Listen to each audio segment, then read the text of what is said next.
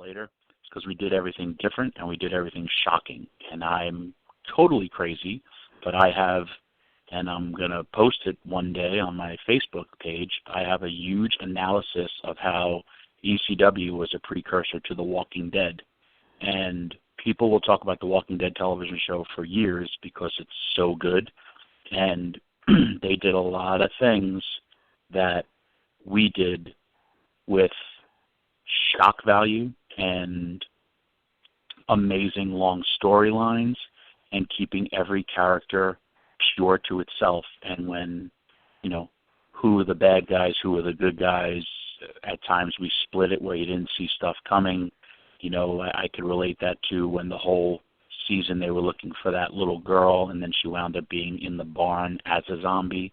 And I sat there watching and cried. And if you think about that psychology-wise, they turned the biggest bad guy babyface.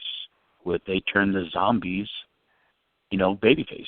And stuff like that was so groundbreaking, and that's why ECW will be forever revered, no matter, even though, we're still, I want to say, WWE's redheaded stepchild or bastard son, because, they'll still play everything else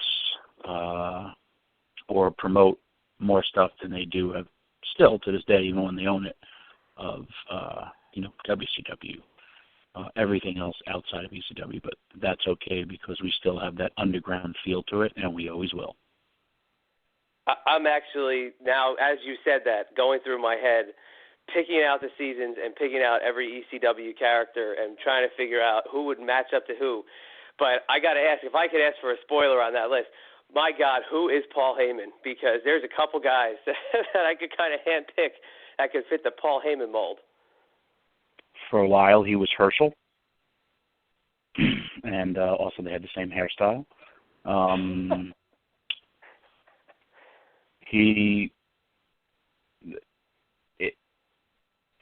have this whole thing, and it's the use of the strength of women, the shock value when people would leave.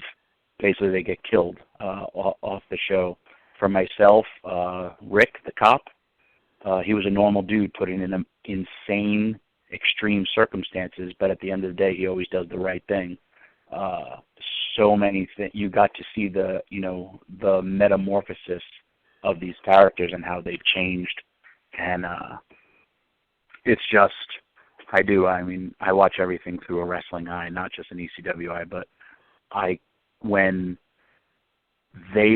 for us, between Paul Heyman and myself, when the fans could not think we could shock you enough, we would shock you. The Dudleys are leaving, and they're going to WWE, and the people are, chanting, thank you, please don't go. We switch the titles, they're in shock. Then Bubba says we're going to lay these down at the altar of Vince McMahon. Boo, they're hating him, they're throwing stuff. Here comes Raven.